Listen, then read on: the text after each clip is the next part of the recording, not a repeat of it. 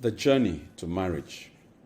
It's very likely that you've took quite some years in training to be able to practice your profession. It is also, and I suspect this strongly, that you are either planning for or dreaming of a great wedding ceremony. But how much have you invested in choosing the right person? Most people just hope that things would work out well. They believe that everything will be fine. Unfortunately, it doesn't always work out like that. This course, which is my over 27 years in marriage and over 30 years as a marriage coach, has condensed all that is critical and important and will go a long way to help you in making that all-important decision. Take this course either before you ask, "Will you marry me?" or before you answer, "Yes, I will." Thank you. Hi, welcome to this course, Marriage, How to Make the Right Choice of a Life Partner, a detailed guide to make choosing a marriage partner easy to navigate. My name is Noruwa, a pastor, a marriage coach with over 30 years experience with marriage and couples and relationships. I'm happily married, past 26 years and still counting, and we're blessed with wonderful children. Now, one of the main hindrances facing many young Christians and even non-Christians of marriage age is how to make the right choice of a marriage partner. What do you look out for? What are the signs of a marriage that will hit the rocks shortly? How do you tell? This and many more such fears and concerns has left many confused to the extent that they've given up on marriage altogether. This need not be the case. After taking this course, you will no longer feel stressed, fearful, or confused about marriage or marrying the wrong person, as you would learn what to look out for in a prospective life partner. What is it exactly that makes you tick, and the telltale signs to look out for, and many more. After taking this course, you begin to look forward to exploring relationships with confidence and gusto. Okay? Now, we hope that by the time you finish this course, you, the participant, will be able to, amongst others things, number one, identify what makes for a happy marriage, describe what you want in a marriage partner, and describe how to identify your soulmate. Each session is short, with actionable information that is delivered in a succinct manner. I've also added a few links to some exercises to help you understand what has been taught. On the very last session, I have an offer for you. So see you soon. So in this session, our focus is on you. Yes, you.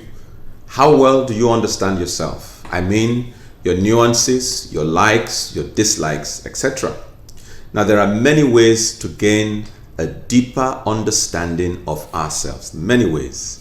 And very likely that you already are well on your way in the arena of self-awareness. But in this session, I want to introduce you to two tools that would help you to gain a better understanding of yourself. Now, since we're talking about, relationship and marriage, I thought it would be a great idea to start with a tool that seeks to help you to understand your love language. Do you know your love language? I highly recommend the book, The 5 Love Languages, written by a gentleman called a pastor and a marriage counselor of many years called Gary Chapman. Gary, from his research, concluded that relationships grow better when we understand each other. Everyone gives and receives love differently, but with a little insight into these differences, we can be confidently equipped to communicate love well. This is true for all forms of relationships. Okay? Now, Gary said that there are essentially 5 love languages. In other words, your love language. Now, you may have dialects, but strictly speaking, Gary says there are 5 love languages, and I'm going to take you through them one by one. The first one is words of affirmation. Actions don't always speak louder than words. If this is your love language, unsolicited compliments mean the world to you. Hearing the words, "I love you," are important. Hearing the reasons behind that love sends your spirit skyward. Insults can leave you shattered and not easily forgotten. It's important that you recognize your love language. Now, the second love language is quality time. In the vernacular of quality time, nothing says "I love you" like full, undivided attention. Being there for this type of person is critical, but really being there. The TV is off, the fork and knife is down, the phone is on silent and put away, all the chores are on standby. Makes your significant other feel special and loved. Distractions, postponed dates, or the failure to listen can be especially hurtful.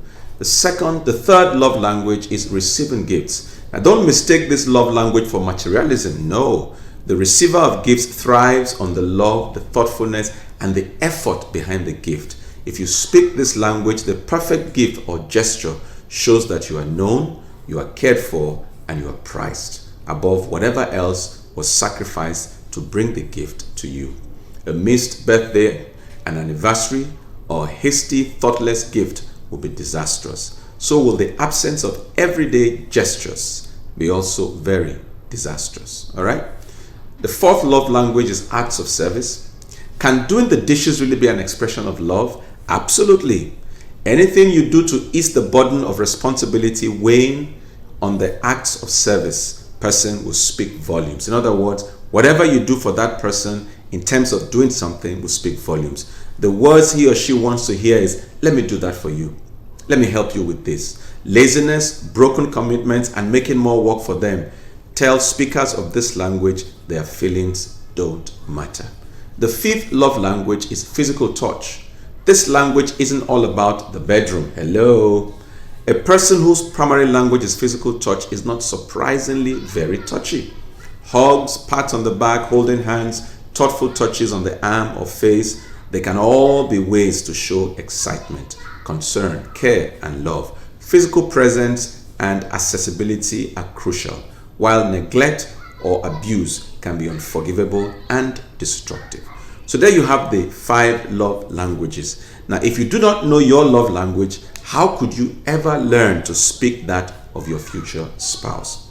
I've included a link for you to takes you to a quick test to get you going on knowing your love language. Just find the link in the right there in the PDF, and you can go ahead and click on it. All right? So see you when we move on to the next tool. Thank you. The second tool I'll be sharing with you is called the Johari Window. It's a tool that can help you to know yourself better. The Johari Window is a technique that helps people to better understand their relationships with themselves and with others. It was created by psychologists Joseph Loft and Harrington Ingram in 1955. The window consists of 4 segments or panes of human interaction: open, hidden, blind, and unknown. All the elements together provide a comprehensive view of the individual. May I ask you to please go ahead and download that model as you continue. Now, 4 panes of the Johari Window, let's take them one by one. The first one is open. The first pane of the window is referred to as open or the arena. This quadrant represents the actions, behaviors, and information that are known to the individual and to those around them. This information is public and is made available through communication, exchanges between the individual and others. All right. So this includes, for example, information about, facts, your skills, your attitudes, anything that is public knowledge. So, for example, as far as you and I are concerned, my name, Noruwa, is an open information. The second quadrant is the blind quadrant. It's referred to as blind or the blind spot. Actions and behaviors in the blind area are known to others, but the individual is not aware of them. All right. The information in the blind spot can be positive or negative and include hidden strengths or areas for improvement. All right. So for example, when we talk about the blind spot. So I remember when secondary school. So somebody can put write on a piece of paper and say slap me and stick it to your back. All right. So you are there and moving, and everybody's slapping me. Why are you guys slapping me? And everybody's like, but you said we should slap it, but I didn't say that, And they're like, but it's there on your back. So everybody else can see that there's a slap me, sticker on your back, but you can't see it. That's what we mean by blind. Everybody else can see, but you, the person, cannot see.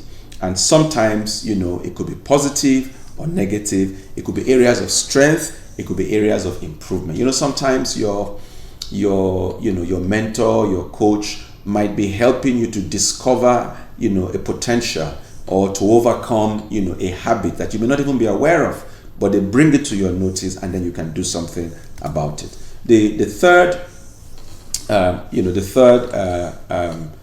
pain is called the hidden pain. Now, this is referred to as hidden or facade. The information is known to the individual, but not known to everyone or anyone else. All right. This may consist of, private information, which the individual, chooses to keep hidden, feelings, ambitions, dreams, opinions, which may be withheld from the group, by the individual, maybe out of fear or negative reaction. Now, once the individual begins to trust others, they may choose to reveal some of their hidden information.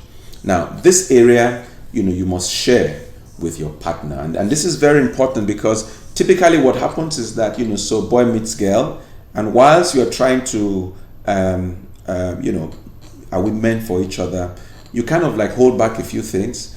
Now, wisdom says that as the relationship becomes deeper and deeper, then you should open up more and more. And sometimes couples, intending couples have challenges along these areas, not knowing how much information to give per time. All right. So, but you need wisdom to know how much to share of your past, your pluses, the negatives, and etc., etc.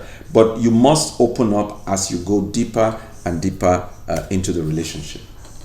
The fourth segment or the fourth pain is called the unknown. This last window of information is referred to simply as unknown. All right. It includes information about skills, behaviors, etc., that are unknown to the individual and to others. Okay, this includes subconscious information that no one is aware of, such as early childhood, memories, undiscovered talents, etc., etc. Time, experience, etc. will bring this out. This is why marriage needs the help of God, because you can never know everything about yourself or the other person. And so it is important that this. And on the other side also, this unknown is part of the reason why marriage is wonderful. I mean, I said I've been married for 26 years. Am I right? But guess what? I cannot say to you that I fully know and understand my wife. And I doubt if she can say the same for me. So marriage is a journey of discovery. Hopefully you will be making pleasant discoveries. All right? Things go sour when those discoveries are, unpleasant, they're bitter, etc., etc. Okay? So I have a link for you. Just take a quick test to give you an idea of, where you stand in the Johari window. And the idea is that as you open up to this person and the person opens up to you, you kind of begin to get a feel of, are we on the same wavelength? Are we on the same frequency? Is this going to work?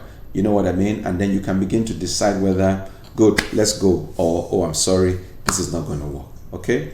Right. So please download follow the link and take the quick test. It gives you an idea of where you stand, and also helps you with clues on how to better understand yourself. Thank you. Welcome back. Now, in this session, we're going to be saying you must decide on your irreducible minimum. And I'm glad you've come this far. I'm happy. It shows your seriousness in making the right choice. So good to have you here. So we're going to be talking about your irreducible minimum. Okay? I'm asking you to recognize your irreducible minimum. That is, those things that you hold dear and you're unwilling to let go, even for a loved one. Number one is faith or spirituality. Now, one key area is your faith or your belief system. I'm aware that there are couples who have different faiths and seemingly are living happily together.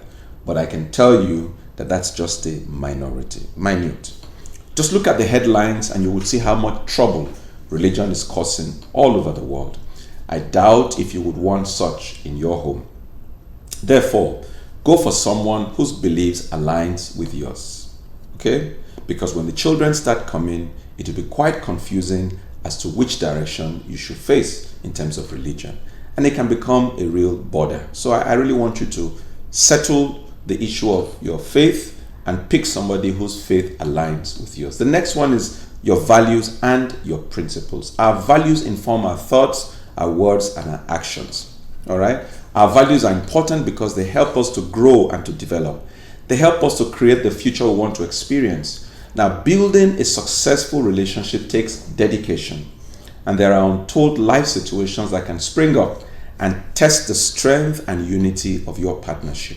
Having compatible core values will provide you with the necessary strength and camaraderie to be able to navigate those stumbling blocks together. So it's important that you have similar values, all right? Similar core values and beliefs are fundamental for you and your partner in order for you to feel safe, protected, connected, and comfortable. And to name just a few, every individual is involved in making hundreds of decisions every day. Decisions we make are a reflection of our values and our beliefs, and they are always directed towards a specific purpose. That purpose, the satisfaction of our individual or collective needs. All right? Individual values reflect how you show up in your life and your specific needs, the principles you live by, and what you consider to be important for your self-interest. Okay? Individual values include things like your enthusiasm, your creativity, your humility, your personal fulfillment, etc., etc. Now, you also have relationship values. They reflect how you relate to other people in your life, be they friends, family, or colleagues in your organization. In this case, your would-be life partner. Relationship values include openness, trust, generosity, caring, etc. I've attached a link for you to assess your values so that with that understanding, when you begin to meet this other person, you can begin to test for, again, alignment. All right? This word alignment keeps coming back.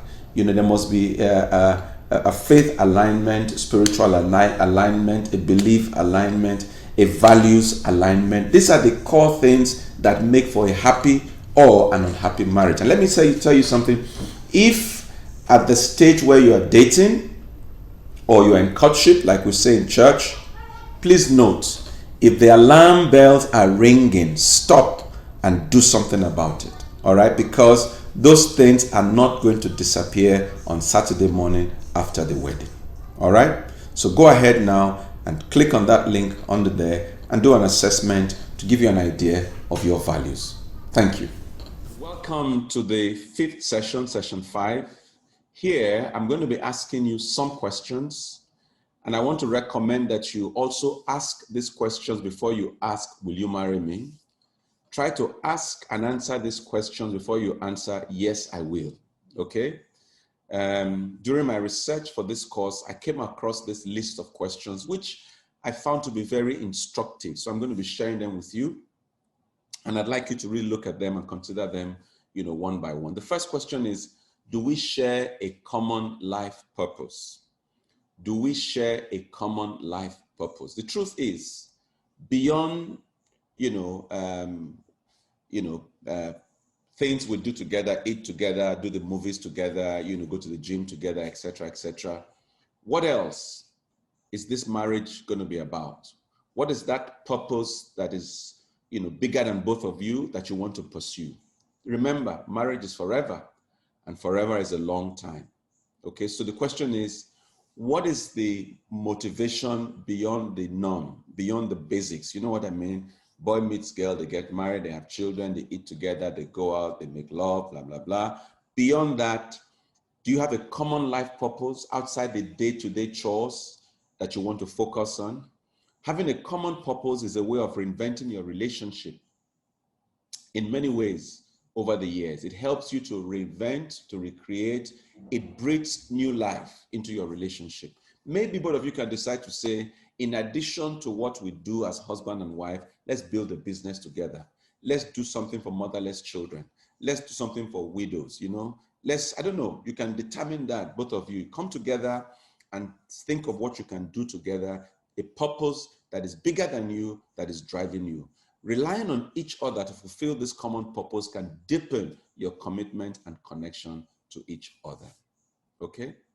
Number 2, do I feel emotionally safe in this relationship?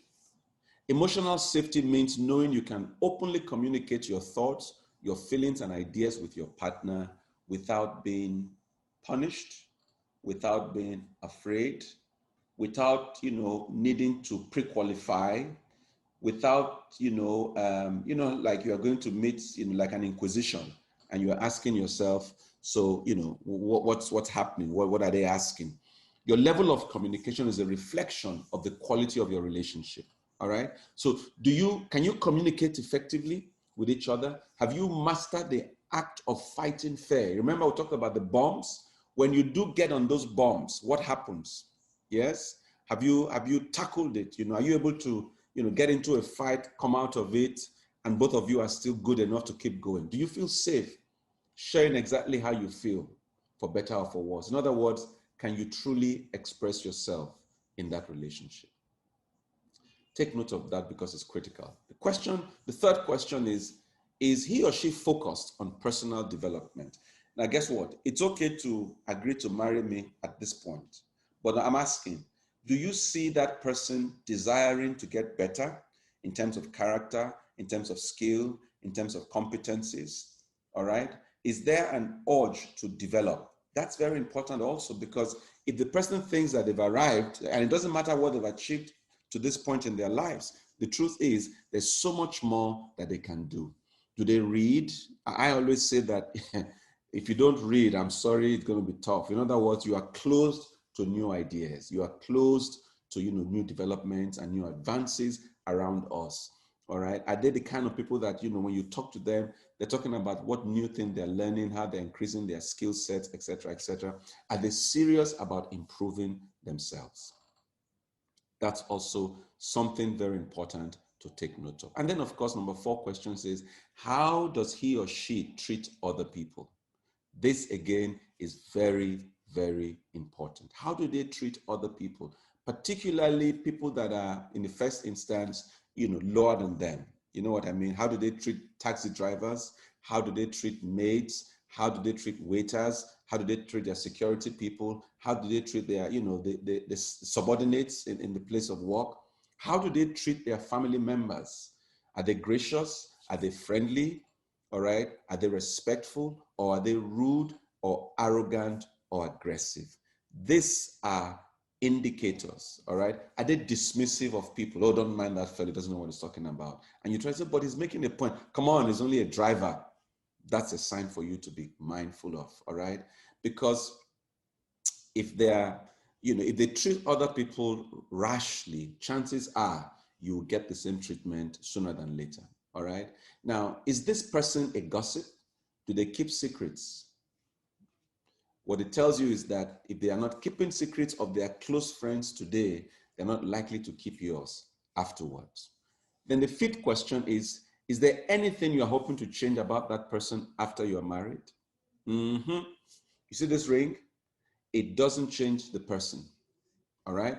The solemn wedding ceremony indeed is solemn, and it brings about a change of status, but character, attitude, dispositions, etc., do not necessarily or automatically change just because they are married. So please take note of that, all right? And the truth is, whatever it is that you consider significant right now, if that thing, you need to ask yourself, is this character trait, is this attitude, is this temperament, is it a deal breaker? Can I live with this? All right? Because the chances are, after the marriage, they will settle down, they will settle in, and you will find a manifestation of more of that character trait, that attitude, or whatever else it may be.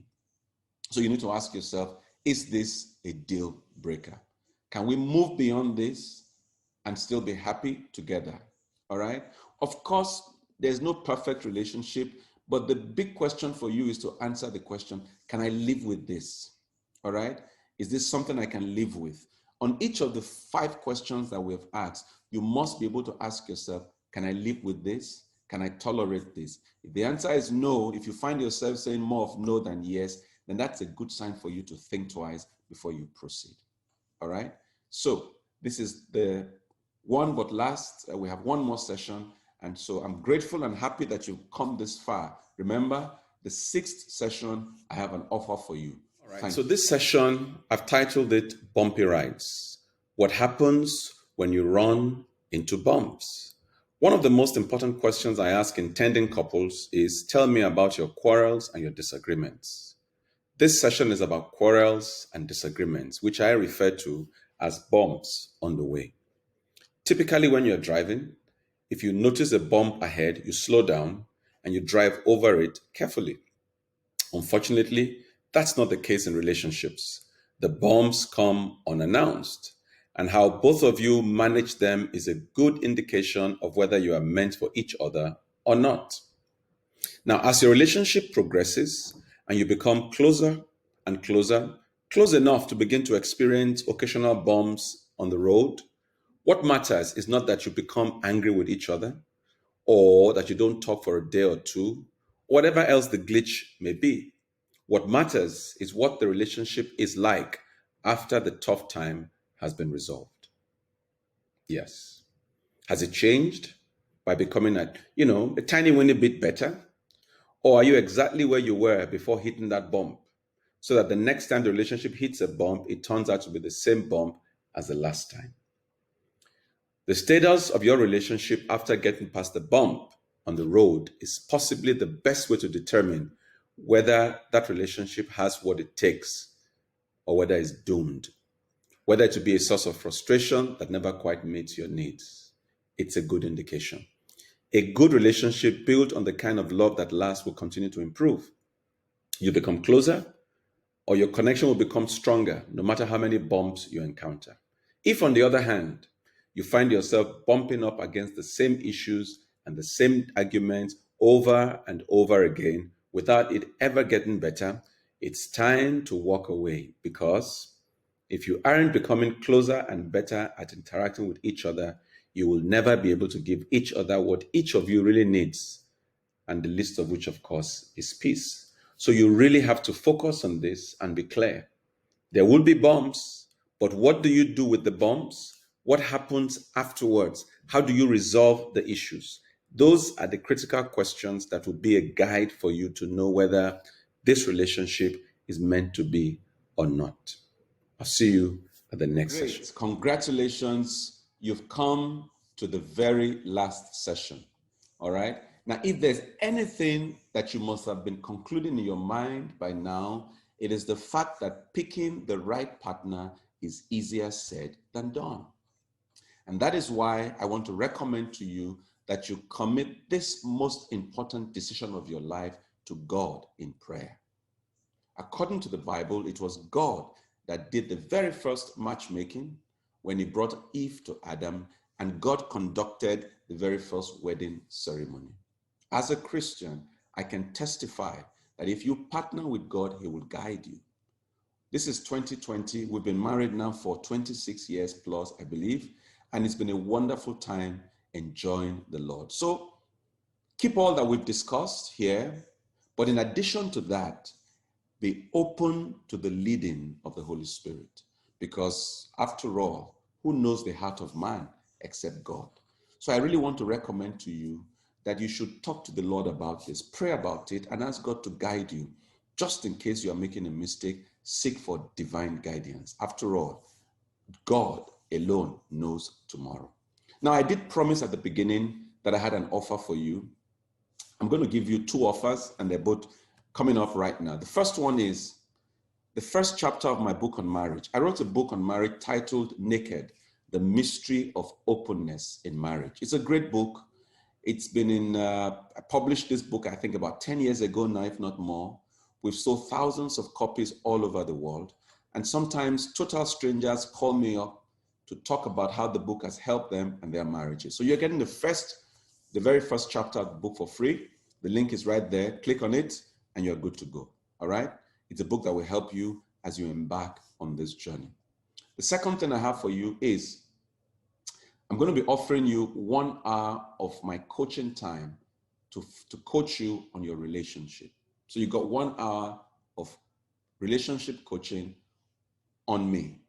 Now, the truth is, if I was to charge you for that, it will cost you much more than this course is costing you. But because you've come this far and because I really want you to succeed, I'm giving you 60 minutes of my time for free to coach you on your relationship.